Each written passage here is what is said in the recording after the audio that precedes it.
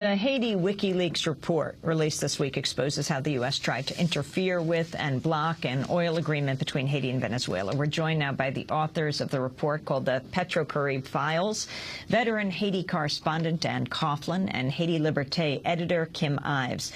Dan covered Haiti for the Interpress service from the United Nations and Port-au-Prince between 92 and 96. He's currently executive director of Manhattan Neighborhood Network. We welcome you both to Democracy Now! Begin by talking about how you got these documents, Kim. We got in touch with WikiLeaks, actually a coalition of journalists, and they essentially said we're going to provide to Haïti Liberté these documents, and we have 6 months to basically treat the 1,918 documents, and comes to about 6,500 pages. So this is, in essence, a secret history of what's happened in Haiti now, because obviously the U.S. Embassy in Haiti has played such a huge role, sometimes a bigger role than the actual government, so most of the time. Right, exactly. It's really amazing to see an ambassador pushing around a president and all his officials, telling them what to do, that they don't understand this, they don't understand that, trying to tell them what Haiti's interests are. It's the epitome of arrogance. So you've gotten a bunch of documents, Dan. Talk about the focus of, and you're releasing them over a series of Wednesdays. Talk about this and the heart of this report. Yeah, no, it's so important what Haïti Liberté and WikiLeaks have done, shedding light on what the U.S. does in Haiti. People don't understand about the dominant role that the U.S. plays there. It's the fourth largest U.S. embassy anywhere in the world. The UN mission in Haiti today is the third largest UN mission anywhere in the world. Haiti plays a pivotal role despite its small size in world history. And what these oil documents show, and especially from a U.S. perspective, when we in the United States, in our workplaces, in our homes, in our community groups, we're raising money for Haiti. We send money for earthquake victims. We send money for hurricane relief. Some of us with our churches go on missions to Haiti to help build the country. But what we realize in these cables that Haïti Liberté has released along with WikiLeaks is that, in fact, the main obstacle to development in Haiti today is Washington, is the U.S. Embassy, was what they do to undermine development. And in this particular case with the oil deal with Venezuela, it was Chevron and Exxon working with the U.S. Embassy to prevent an oil deal that had dramatic benefits for the Haitian people.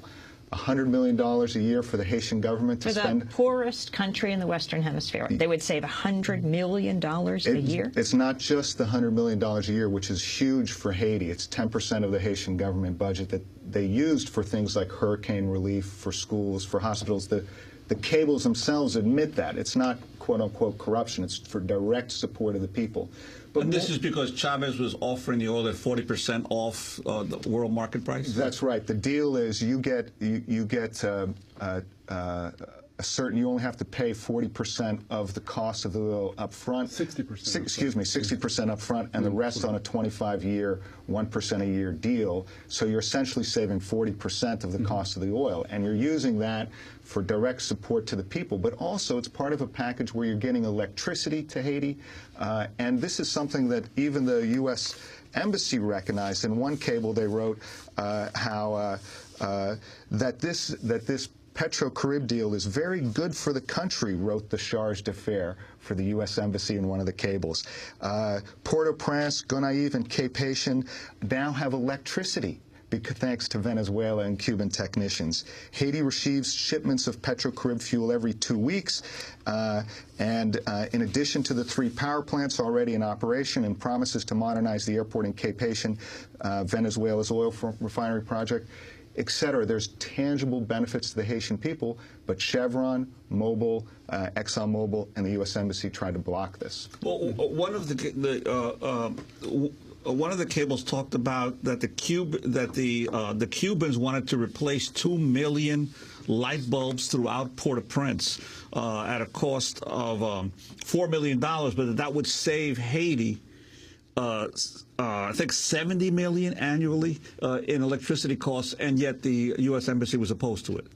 Yes, they're completely opposed to it, and it appears simply on geopolitical grounds. And they tell the Haitians this. What's interesting, the ambassador, Janet Sanderson, who's now Deputy Assistant Secretary of State, is going to... She was Bush's ambassador. She was Bush's ambassador. Now she's Deputy Assistant Secretary of State. She's going to Preval and the Haitians and telling them, you all don't understand how important our opposition to Venezuela is. Don't do this deal. Yeah, they said that Venezuela and Cuba appear to be taking advantage of Haiti's electricity gap. That was another quote from Teague, and that this is being used for Venezuela and Cuba to expand their influence. You know, this is very interesting because we were just down covering the return of the Honduran exiled president, Zelaya, back to Honduras after almost 2 years in exile.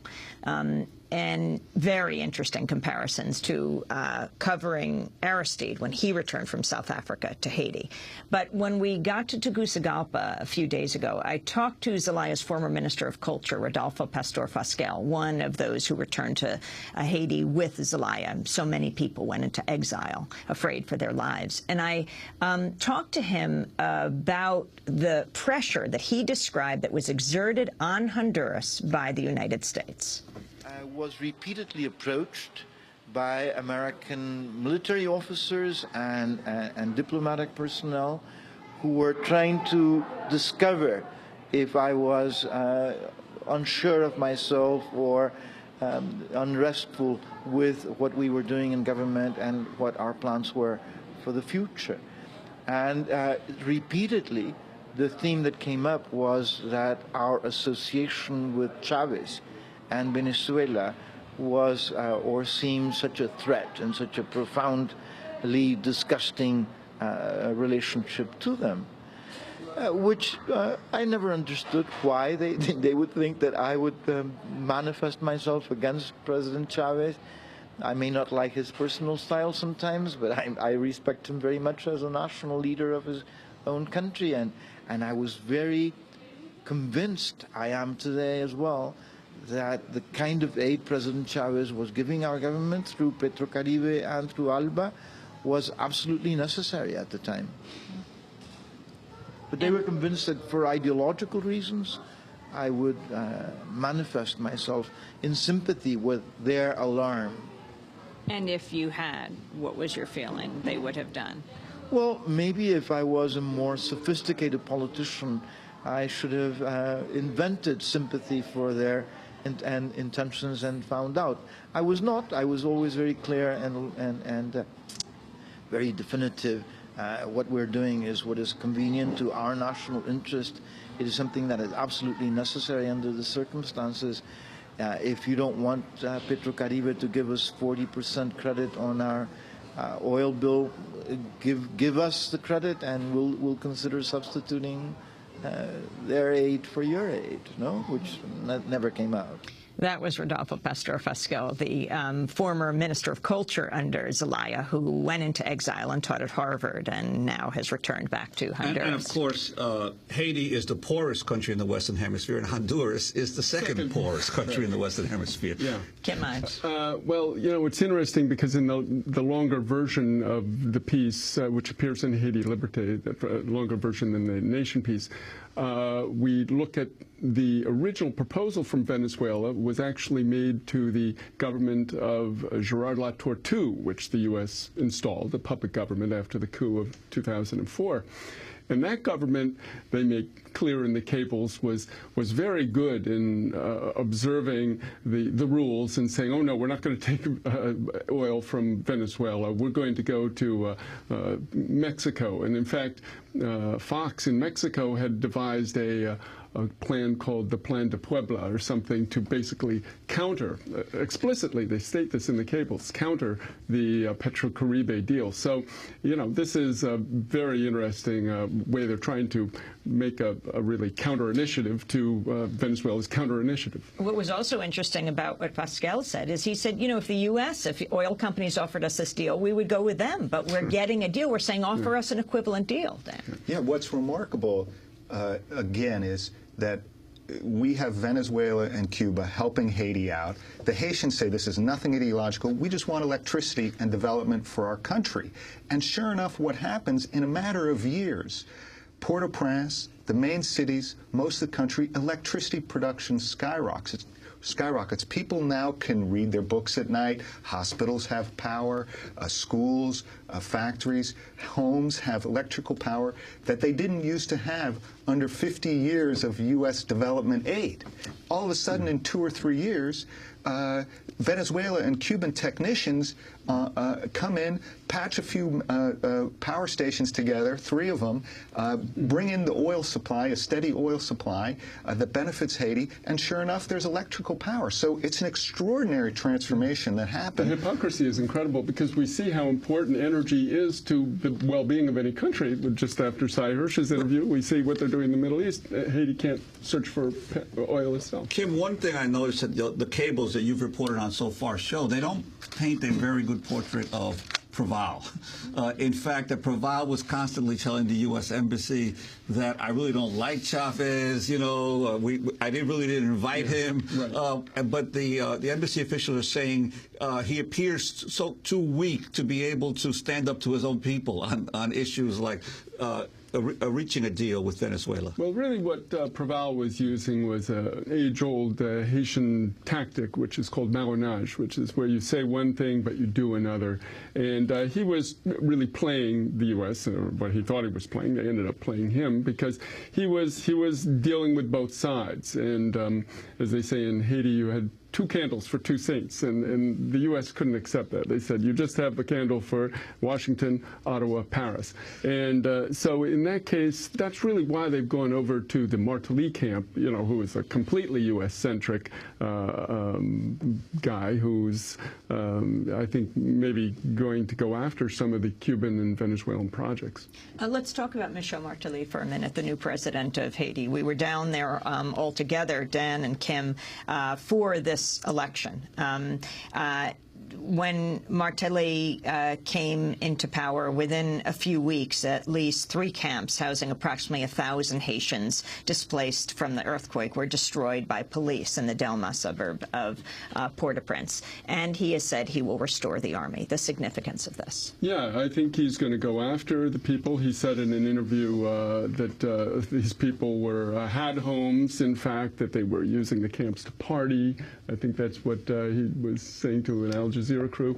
I mean, his cynicism on that front is incredible. And here's a guy who was the principal cheerleader for the 1991 and the 2004 coups. I mean, he's made no bones about it that he's a representative and friend of the army. And what is interesting in the cables, in 2006, when President Proval was elected, who was part of the Lavalas movement, the popular and democratic movement that overthrew military dictatorships, the Duvalier dictatorship in the 80s, tried to institute a kind of popular and nationalist democratic government over the last 20 years.